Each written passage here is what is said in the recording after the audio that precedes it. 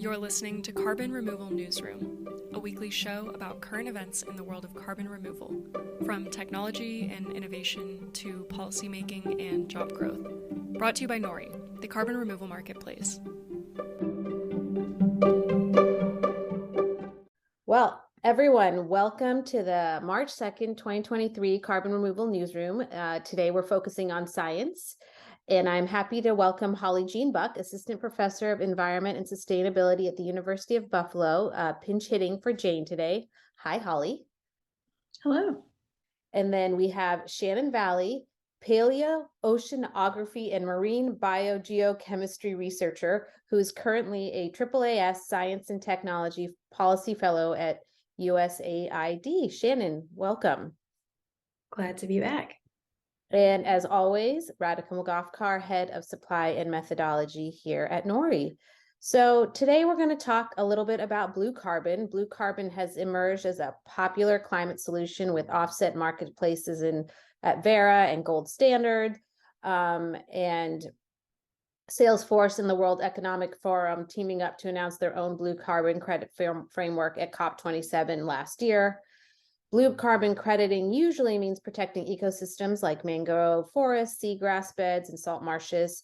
It can also include restoring these ecosystems when they've been degraded or destroyed. A recent paper published in the journal Earth Science Reviews titled Remote Sensing for Effective Blue Carbon Accounting reviewed the potential for new technology to improve the remote sensing of blue carbon ecosystems. As carbon markets continue to grow and billions of dollars will likely flow towards blue carbon projects, this kind of innovation is important, and to tell scientists in the rest of the world how much these ecosystems are sequestering in carbon dioxide. So let's get started to talk about the promise of these technologies and what these papers had to say. So Holly, beginning with some more broader context, can you tell us the importance of satellites overall in climate science? Well, it's huge. It's almost hard to encapsulate. I mean, obviously, satellites have been really important in developing the physical science basis for understanding how our climate is changing in terms of understanding the atmosphere, the oceans, and land use change, ice melt, all of this. And we have now 50 years worth of data on how our planet is changing from satellites. Then increasingly, I think they're important too in adaptation in terms of understanding impacts from climate change and what we can do to address them, thinking about understanding local heat islands or developing early warning systems for extreme events, helping to guide our adaptation practice. And finally, more and more, they're gaining importance in mitigation too. So monitoring and reducing emissions, both methane and CO2, as well as helping us do things like optimize shipping or other form of transport to reduce our emissions. So a big role across the portfolio of climate response. Yeah, that's very, very broad. So we will narrow it down a little bit right now and talk about this paper, which examined how remote sensing can help monitor blue carbon systems. So Shannon, what are the current methodologies for tracking these kinds of ecosystems? In blue carbon ecosystems, the carbon storage is measured in two ways, in the plant biomass and then also in the soil carbon. And the majority of blue carbon is stored in the soil, and then that can be measured or modeled down to different depths, kind of depending on what kind of methodology you want to use. So then the paper describes a couple of different approaches for estimating the rate of change in carbon accumulation or loss. And so that's either done by sampling from different land use types over time, so different coastal ecosystems, which you can sample directly if you have access, or by kind of multiplying the carbon flux of a land use type versus that coastal area that's involved. So that estimate can be like a global, regional, or site-specific calculation, depending on the granularity of the data that you have. Of course, the higher the specificity or the higher the granularity you have, the higher the resource requirement is involved. And so that second type of not just directly measuring, but kind of taking a calculation based on area and our understanding of flux in a given type of ecosystem, that's where remote sensing can really be a big help. And so the paper then goes into describing a bunch of different advancements in remote sensing tech that's available to scientists, land managers, and other folks now. So can you give us, Shannon, an overview of sort of the different advancements, and also if you see any advantages to these new techniques and how they might differ from the past? Yeah, so as Holly was saying, remote sensing has really changed and grown over time. And so if you're talking specifically about satellites, that we go back to the 70s with Landsat data. Landsat has been kind of the workhorse of Earth science and Earth observations and satellites. And that's kind of, it's great continuous data from that period, but a lot of that is lower resolution. Landsat's still in operation, but we've had other satellites and other types of remote sensing tools that have come on board that can get you much higher resolution. So that's going from a difference of understanding just like the presence or absence of a marsh environment, a mangrove, or seagrasses, to going to more into detail about kind of parsing out the structures and the heterogeneity of these systems. So like you can tell even at higher resolution, you can look at things like leaf chlorophyll, like canopy height of these environments, the health and the productivity and the maturity of these systems.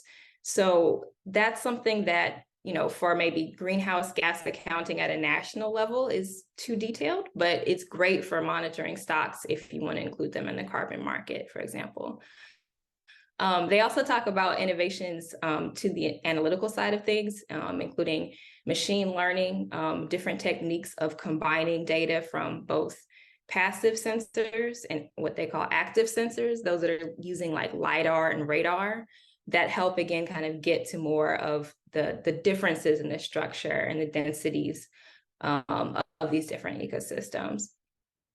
So Holly, you know, a favorite topic of ours across all these shows is, how do you estimate the amount of carbon dioxide stored? How trustworthy are these carbon dioxide estimates? Because obviously, well, maybe, I mean, obviously these are used for crediting systems and for net zero pledges. So how difficult is it to translate this data into estimates of carbon dioxide storage, and how comfortable do you feel with these estimates?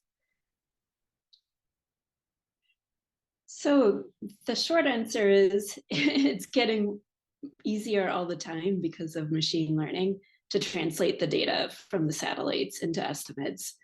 In terms of how trustworthy it is, I think it depends a lot on the ecosystem. And so, you know, we're focused a little bit on the satellites, but there's really three parts to this. There's the satellites or the other sensors, there's field measurements on the ground, and then there's an algorithm that makes the correspondences. So those algorithms are one part that's really been improving a lot. Although the satellites have too. I actually used to work for a remote sensing company back in 2005, 2006, 2007. And, you know, we had a modified Learjet that we were flying with a radar that would send pulses down and information would bounce back. And you'd have to fly this plane overnight, just in lines back and forth. And like, that's fantastically expensive for the jet fuel, and to pay like me to sit in the back of this plane and press a button every 15 minutes. And now like you have a satellite, you know, you'd never do it that way now. Everything has become a lot cheaper. So I know I sound like I'm, you know, an innovation hyper at this point, but it's been really cool to see this field mature. And the thing is, you still have to think about the field measurements though. That's still like a thing that you want to get correct, and you're going to need that for the whole thing to be trustworthy. And in terms of the ecosystems, like I think forest carbon is probably the most developed. And this paper talks a lot about like mangroves, they feel pretty good about, but like tidal marshes are more challenging. I mean, there's different things about like looking under the water and the light glint that bounces back and all these different factors that it doesn't seem from my read of this paper that we're quite there yet with regards to like seagrass meadows, for example. Which dovetails in nicely into the next question I was going to ask Shannon, which is, we're talking very generically about blue carbon ecosystems, but I'm sure there's obviously detail in how much carbon can be stored within different of these various ecosystems. So generically, how much can a blue carbon ecosystem store within it? If you can like think about maybe just a mangrove or a seagrass or whatever one you'd want to choose, and what impacts its ability to hold carbon dioxide? One of the reasons why we're so excited about blue carbon as a field, why it has its own kind of moniker, is because these systems, because they're partially, at least partially underwater, these are anoxic environments that allow for greater carbon storage kind of per unit area than like a typical land-based forest. But the rates of that carbon storage do vary. Some of that has to do with changes in like species distribution, kind of things with the local hydrology that can impact the sediment regime. There can be seasonal or longer term changes that impact the productivity of the system. I think the paper talks a little bit about kind of light resources and nutrient availability, specifically in the case of seagrasses. And then human intervention, of course, is always a big one. So kind of impacting all of those different things that I already described. But then to kind of speak to my kind of parochial interests, research interests, I think a lot about our interactions with marshes and how if we change those hydrologies of tidal marshes such that they go from kind of predominantly salt water, estuarine environments to more fresher environments, then those can switch over from kind of net sequestering to net carbon emitting systems because there's methane produced in that kind of changed anoxic environment. So a number of different things can affect that variability, that level of carbon storage. All right, so now I want to pivot a little bit to the applied use of remote sensing. And obviously, as Holly was just alluding to, the space is maturing, it's changing a lot. So that there's a growth of private Earth observation satellites, companies, and small satellites. Shannon, I'm curious what you think of this trend and if you are, positive, negative, neutral about it. Mostly positive. I'm pretty excited about the availability of data to larger groups of people, especially if you can bring that price point down for different groups, whether it's students, universities, companies that need it for various reasons, and for lower and middle income countries to have access to a lot of the data, but also the tech and the in-between parts that Holly was talking about before. Because I think, it's important to remember when you're talking about low and middle income countries, you're not just talking about like frontline fishers and farmers. You're also talking about students and researchers and professionals who have built expertise or building expertise, but they may not always have kind of the technical resources to locally to apply their skills to those issues that they're trying to address. So lower costs, kind of smaller satellites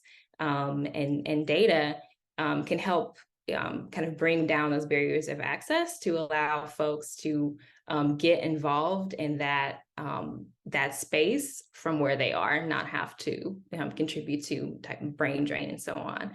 Now, that's all kind of dependent on that really being accessible and equitable, because everything, like you were saying, it's not just small sats, but there's a lot of companies that have a lot of data that are producing it for cost, and that is not always accessible to folks. So I'd say super positive on small sats and CubeSats as a trend in terms of data accessibility, but only if it's really accessible to the broadest number of people possible.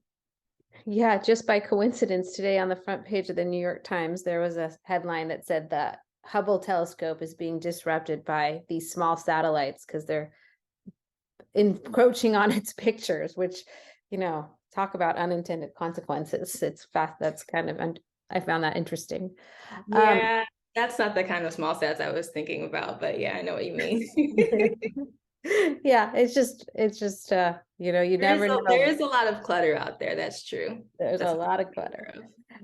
So Holly, lots of recent articles have been finding that the palm oil industry, surprisingly, in Southeast Asia is not causing as much deforestation after decades of doing so.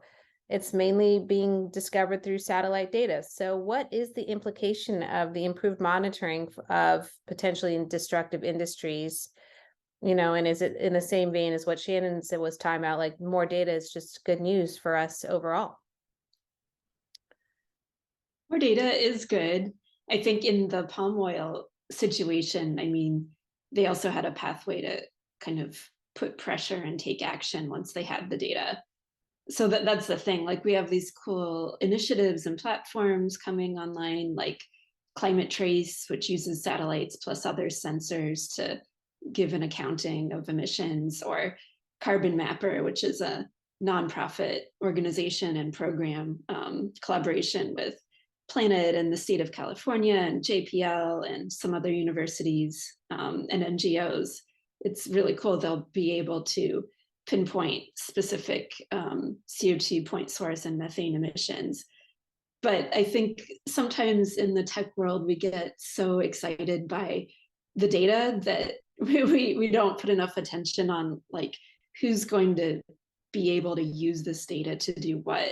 There's this tendency to mistake monitoring or amassing data for action. So as long as we're clear that, like, somebody has to be willing to take action on all this data, that's my one cautionary note among the good news here.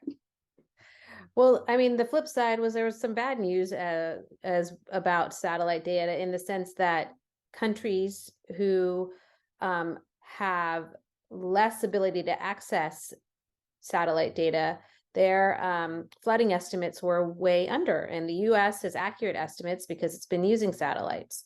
So how do we think about that for climate adaptation for these developing countries? How do we get them better data? And are these technological advancements enough if we get them the data, or do we need to do even more in terms of advancements to get them the right information? Shannon, if that question made any sense, I turn it to you.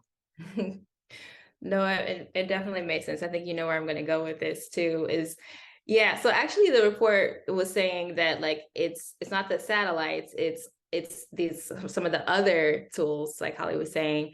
There's aerial data that the US has that was complementing some of our satellite data that allowed us to have more refined flooding estimates. But then there's this other satellite program, ISAT-2, that's normally used to understand changes in ice cover, was then turned on over land, and then it was found to be useful to provide estimates for potential flooding and sea level rise in areas that are less kind of well studied. So, like, before I even read this article fully, like, I just, based on the title, I was thinking, like, man, I spend a lot of time thinking about data for climate mitigation, but for adaptation too, it's so important. And so just with the rising seas and increased variability and intensity of precipitation that we're seeing in a lot of developing countries, like, flooding mapping is some of the most vital information that countries can have, not just to avoid harm, but also to build for the future. And, I don't know how this study came together. One of the great things about some of these larger kind of government satellite programs is that the data can be open for researchers to kind of jump in to what kind of applications they want to use it for. But I think we definitely need to see more intentionality about how lower and middle income countries are involved in some of the prioritization of research and studies like this, or how they're done. I think because, like, inequitable access to these data and how they're used is a great way to just ensure that populations that are already ahead are going to stay ahead, and countries and economies that are developing will continue to struggle. I think lastly, so the report also talks about loss and damages, which was a term that I was unfamiliar with until recently, but it made a big reappearance at COP. in Egypt this past year. Kind of talking loss and damages is referring to like the transfer of funds from historic high emitting countries to historic lower emitters to support their adaptation to climate change. And I think that's a really sticky conversation, but you cannot resolve it equitably at all if the information is not equally accessible and is not kind of held in, by those countries that are experiencing the worst impacts. I said last thing, because this is what happens when you get me in my wheelhouse, right? There's a great project between NASA and USAID called Severe that works with different hubs of geospatial specialists in different parts of the world. And it is specifically looking at applying Earth observations for disaster management, for air quality, water planning, et cetera. It's a great program, but it is a program kind of among a broader environment that's not alone is going to kind of bridge the information gap that's between countries like the US and then really growing but vulnerable populations like those in Nigeria and Pakistan and places like that. I love it when you're in your wheelhouse, Shannon. You have so much interest, always have so much interesting to add, but that was particularly relevant, and obviously USAID is your wheelhouse. So Holly, last question for you about this is, I was just talking about unintended consequences with the Hubble and telescope and these small satellites, but when you think about the world of real-time satellite data, improved monitoring, are there other ramifications that are not positive that we should be thinking about from a carbon removal perspective? Or do you think generally this is a good development that will lead to better carbon removal? Yeah, I think overall it's really good. And just to echo some of what Shannon said, I think the need is just to make sure it's accessible. And that's not just like having an open data set, although that's like a baseline action that we should do. It's also thinking about the computing power in different countries to be able to process that data or do something with it. It's making sure that the electrical grid is reliable enough that they can, do that work without interruption. Some things that maybe we don't always think about. And also obviously the human capital, like training early career scientists in these places to help them, do the work locally. So I think that there's a huge gap there. So not a downside, just a gap that we need to step up and fill. Yeah, right. I'll just add, sorry, I was just going to add to, I think also not a downside, but important to remember kind of caveats in the data that we get.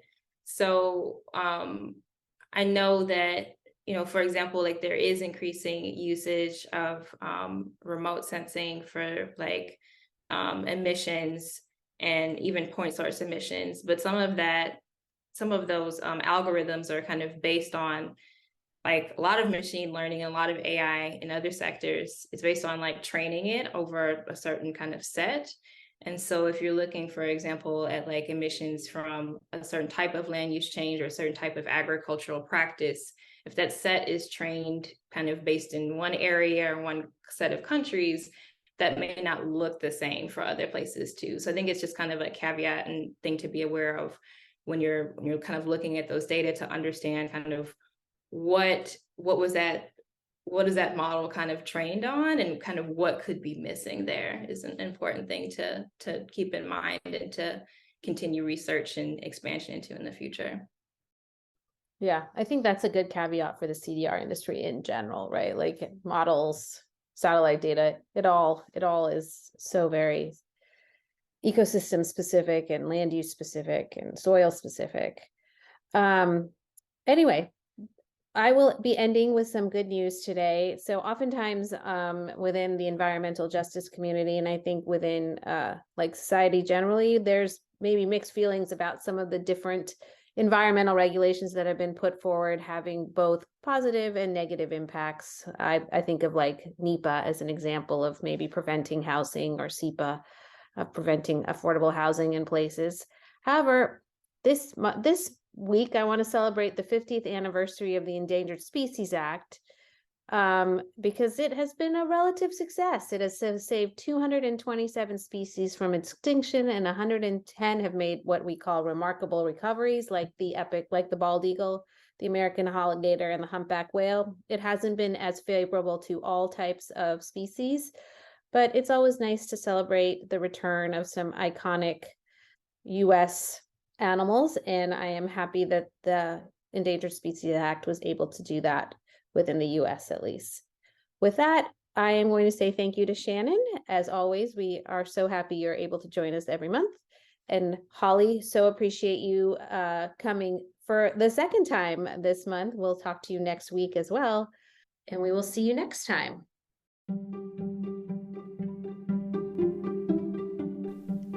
Thanks so much for listening to Carbon Removal Newsroom. If you like the show, the best way you can help us is by giving us a great rating and review in Apple Podcast, following the show on Spotify, and by sharing the show on social media. Tell your friends and help us spread the word about what's happening in the world of carbon removal.